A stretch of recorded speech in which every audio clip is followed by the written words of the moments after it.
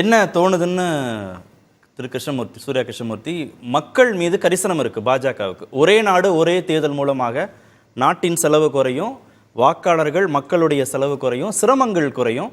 ஆனால் எதிர்க்கட்சிகள் தங்களுடைய வசதிக்காக நீங்கள் ஒரே நாடு ஒரே தேர்தலை ஏற்றுக்க மாட்டேன்றீங்க. என்ன அவர் பேசுறதுலேருந்து புரிஞ்சுக்க வேண்டியதாக இருக்குது. அடிப்படையில் தேர்தல்களை கண்டால் பாஜகவுக்கு ஒரு பயம் வந்திருக்கிறது.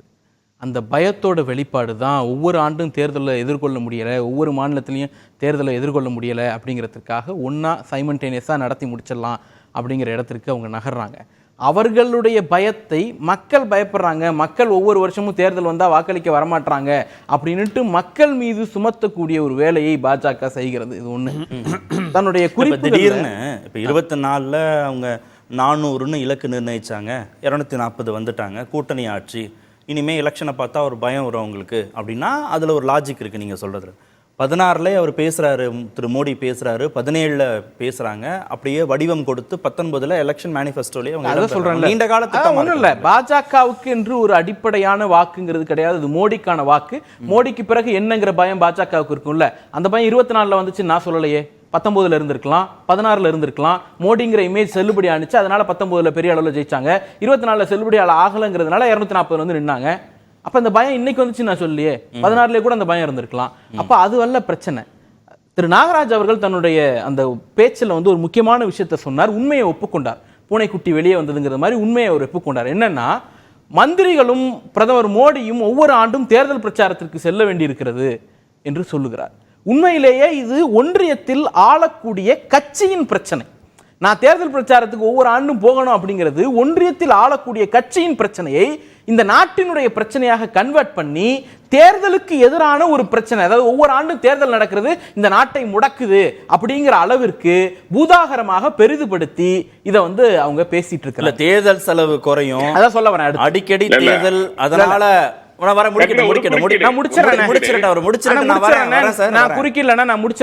மூன்று பிரதான காரணங்கள். தேர்தல் செலவு குறையும், அடிக்கடி தேர்தல் நடக்கிறதுனால ஆளும் கட்சிக்கு சிக்கல், மக்கள் சிரமப்படுறாங்க, நிர்வாகம் சிரமப்படுது. 5 ஆண்டுக்கு ஒரு முறை தேர்தல்னா மக்களுக்கு ஒரு ஆர்வம் இருக்கும், ஓட் பெர்சன்டேஜ் கூடும், ஜனநாயக கடமையை எல்லோரும் நிறைவேற்றுவார்கள்னு ஒரு எதிர்பார்ப்பும் இருக்கு. ஓகே, சலிப்பு வராது எலெக்ஷன் மேல. மக்கள்லாம் தேர்தலை பார்த்துலாம் சலிக்கல சார். தேர்தல் என்பது இந்தியாவில் திருவிழா, அதனால மக்கள் அதுல சலிக்கிறாங்க. பாஜக நீங்க கொடுத்தீங்கல்ல, அண்ணாமலை கொடுத்தீங்கல்ல, அது சொல்றீங்களா? நான் கொடுக்கல, நீங்க கொடுத்தீங்க, நீங்க கொடுத்தீங்க, அண்ணாமலை கொடுத்தீங்க. நான் பேசி முடிச்சிடறேன், அப்புறம் நீங்க பேசுங்க. சரி, பேசி முடிச்ச பிறகு நீங்க பேசுங்க. சூர்யா முடிக்கட்டும், நீங்க பேசுங்க. நான் முடிச்சிடறேன். சரி, இப்போ 3 விஷயம் சொல்றாங்க. ஒன்னு, இது பொருளாதார செலவினங்களை குறைக்குது அப்படிங்கிறது ஒண்ணு. இன்னொன்னு, இந்த மாடல் கோட் ஆஃப் கான்டக்ட்னால ஏற்படக்கூடிய பிரச்சனைகளை குறைக்குதுங்கிறது 2வது. 3வது முக்கியமா என்ன சொல்றாங்கன்னா, இந்த சிவிலியன் ஃபோர்ஸஸ், மிலிட்டரி ஃபோர்ஸஸ் இதெல்லாம் கொண்டு போய் நாங்க ஒவ்வொரு தேர்தலுக்கும் பயன்படுத்த வேண்டியிருக்கு, அதை நாங்க குறைக்கிறோம் அப்படின்ட்டு 3 முக்கியமான காரணங்களை அவங்க சொல்றாங்க. இப்ப தேர்தல் செலவுன்னு எடுத்துக்கிட்டீங்கன்னா, இந்த அறிக்கையிலேயே மேற்கோள் காட்டப்பட்டிருக்கிற அந்த ஹை லெவல் கமிட்டி அறிக்கையிலேயே 2014 ஆண்டு 3870 கோடி ரூபாய் அப்படிங்கிறது தான் அலாட்டட் பட்ஜெட் 2014 தேர்தலுக்கு, நாடாளுமன்ற தேர்தலுக்கு. இப்போ இந்த தேர்தல் அடிப்படையில் பார்த்தீங்கன்னா 2024 தேர்தலுக்காக 23 பட்ஜெட்ல ஒரு சப்ளிமெண்டரி கிராண்ட்டை அம்மையார் நிர்மலா சீதாராமன் அவர்கள் வெளியிட்டார்கள். அந்த தொகை 3147 கோடி ரூபாய். ஆண்டுக்கு சராசரியா ஒன்றிய அரசினுடைய செலவினம் அப்படிங்கிறது ஒரு 4000 கோடின்னு வச்சுக்கோங்களேன்.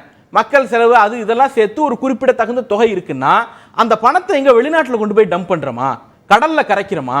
இங்கேதானே போஸ்ட் ஓட்டுற செலவுல இருந்து, இங்கேதானே சாப்பாடு செலவுல இருந்து, இங்கேதானே பிரச்சார செலவுல இருந்து, இங்கேதானே இந்த பொருளாதாரத்திற்குள்ளதானே அந்த பணம் சுத்தி சுத்தி வந்துட்டு இருக்கு. அப்ப இந்த 3000 கோடிக்கே இவ்வளவு அக்கறைப்படக்கூடிய நீங்கள் கார்ப்பரேட்டுக்கு டாக்ஸ் சலுகைன்னு ஒன்று கொடுத்தாங்க 2020 ஆண்டு. ஆண்டுக்கு 1 லட்சம் கோடி வருவாய் இழப்பை ஒன்றிய அரசு தாங்கிக் கொள்கிறது. அப்ப கார்ப்பரேட்டுகளுக்கு வரி சலுகையாக 1 லட்சம் கோடி கொடுப்பதற்கு தயாராக இருக்கிறீர்கள். 5 ஆண்டுகளுக்கு ஒரு முறை தேர்தல் நடத்துறதுக்கு 4000 கோடி செலவு பண்றதுக்கு யோசிக்கிறீங்க அப்படிங்கிறது முரணா தெரியலையா? இப்ப சிரமம் இல்லையா அவர் கேட்கிறாரு? இல்ல, என்ன சிரமம்? நான் முடிச்சிடறேன். ஒரு திருமணத்துக்குன்னு எங்கேயாவது நகை வாங்க போனா ஒரு 50,000 வச்சுக்கணும். டிஜிட்டலா தான் கொண்டு வந்துட்டீங்களே சார்.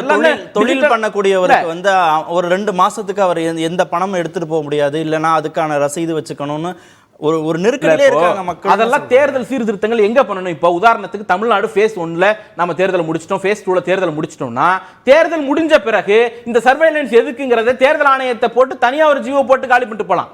அதுக்கு ஒரே நாடு ஒரே தேர்தல் தான் தீர்வு அப்படிங்கிறது இல்ல. அப்ப இவங்க சொல்லக்கூடிய இந்த தொகை இருக்குல்ல, அது வந்து ஒரு பொருட்டே இல்லை. ஏன் அப்படின்னா ஒன்றிய அரசாங்கமே போன 2023 வந்து அனுராக் தாக்கூர் அவர்கள் வந்து இன்ஃபர்மேஷன் அண்ட் பிராட்காஸ்ட் மினிஸ்டர் இருந்தபோது ஒரு தகவல் சொல்றார்.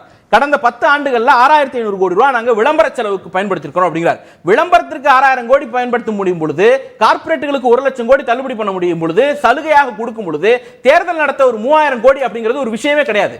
இந்தியன் பட்ஜெட்ல தேர்தலுக்கு இவங்க கொடுக்கக்கூடிய அந்த தொகை வந்து 0.02%. மாநில அரசாங்கங்கள் கொடுக்கக்கூடிய தொகைங்கிறது 0.02%, 1% கூட கிடையாது, 0.5% கூட கிடையாது, இன்னும் சொல்ல போனா 0.1% கூட கிடையாது. அது ஒரு தொகையே இல்ல. அப்ப இவங்க சொல்லக்கூடிய அந்த பணம்ங்கிற ஃபேக்டர் வந்து பொய்யான காரணம் இது ஒண்ணு இல்ல. பாஜகவுக்கு தான் இந்த ஒரே நாடு ஒரே தேர்தல் சாதகம், அவங்க தான் எலெக்ஷன்ல தொடர்ந்து ஜெயிச்சிருவாங்க, அதிபர் முறைன்னா ஏன் எதிர்க்கட்சி சந்தேகம்? நாங்க வந்து யார் ஜெயிக்கிறாங்கங்கிற விஷயத்துக்குள்ளே போல, இந்த சிஸ்டமே ஃபெயிலியர்ங்கிறது தான் பிரச்சனை. இந்த சிஸ்டமே டெமோக்ரஸிக்கு எதிரானதுங்கிறது இருந்துச்சு சொல்றாங்க. அது எப்ப இருந்தது? அது தானாக வந்தது, இயல்பா இருந்தது. யாரும் ஃபோர்ஸ் பண்ணி கழுத்தை நெரிச்சு ஆட்சிகளை கலைச்சு சட்டமன்றத்தை கலைச்சு கொண்டு வந்து சைமல்டேனியஸா நடத்தலையே. எப்ப சட்டமன்றத்தை கலைச்சு கொண்டு வந்து சைமல்டேனியஸா நடத்தணும்? உடனே 57க்கு போவாங்க. 57 என்ன நடந்துச்சு? 57 இதுல வந்து 7 மாநில சட்டசபைகள் கலைக்கப்பட்டது வந்து 1 மாத பதவி காலம் இருந்தது. ஜூன் ஜூலைல, அது மே ஜூலைல கலைய வேண்டிய சபைகளை ஏப்ரல் மாசமே கலைச்சாங்க. அதுவும் அந்த மாநில அரசுகள் தானாக முன் வந்து செஞ்சது. அது ஒன்றிய அரசு ஃபோர்ஸ் பண்ணி செய்யல.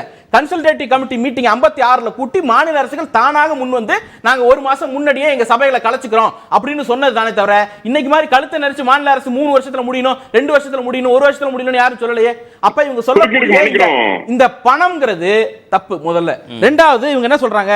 அட்மினிஸ்ட்ரேஷன் பிரச்சனையா இருக்கு, மாடல் கோட் ஆஃப் கான்டக்ட்ல சிக்கல் வருது அப்படிங்கறாங்கல்ல. இந்த மாடல் கோட் ஆஃப் கான்டக்ட்ல சிக்கல்ங்கிறது, அதிகாரங்கள் மொத்தம் இந்தியாவில் 210 அதிகாரங்களை கான்ஸ்டிடியூஷனல் லிஸ்ட் பண்ணி வச்சிருக்கோம். மாநிலத்துக்கு இவ்வளவு அதிகாரம், ஒன்றியத்துக்கு இவ்வளவு அதிகாரம், கன்கரண்ட் லிஸ்ட்ல இவ்வளவு அதிகாரம் அப்படின்ட்டு. நீங்க யூனியன்ல 97 அதிகாரத்தை வச்சிருக்கிறதுனால தான் ஸ்டேட்ல ஒரு ஸ்டேட்ல எலெக்ஷன் நடந்தா கூட அந்த 97 பவர்லயும் பிரச்சனை வருது. நீங்க ஸ்டேட்டுக்கு பவரை கொடுத்துருங்க, அந்த ஸ்டேட்ல மட்டும் தான் எலெக்ஷன் நடக்க போகுது, அங்க மட்டும் தான் model code of conduct implement பண்ண போறோம். அப்ப பவர்ஸ் ஸ்டேட்டுக்கு கொடுத்துட்டீங்கன்னா உங்களுக்கு இந்த பிரச்சனைக்கு தீர்வு வந்துரும்ல. மூணாவது அவங்க என்ன சொல்றாங்க? மிலிட்டரி ஃபோர்ஸை இம்ப்ளிமெண்ட் பண்ண போறோம் அப்படிங்கிறாங்க. இந்த மிலிட்டரி ஃபோர்ஸை இம்ப்ளிமெண்ட் பண்றதுனால வந்து விரயம் ஏற்படுது அப்படின்னாங்க. அதாவது இந்த ரவிசங்கர் குருஜின்னு ஒருத்தர் வந்து ஒரு ஆன்மீக நிகழ்ச்சி நடத்தினார் யமுனை நதிக்கரையில. அந்த நிகழ்ச்சிக்காக இந்தியன் மிலிட்டரியை கொண்டு போய் வச்சு காடுகளை அழித்து அந்த நிகழ்ச்சிக்கு ஆதரவாக செயல்பட்டது இந்த அரசாங்கம். அப்ப மிலிட்டரியினுடைய எனர்ஜி போகுதுன்னு தெரியலையா?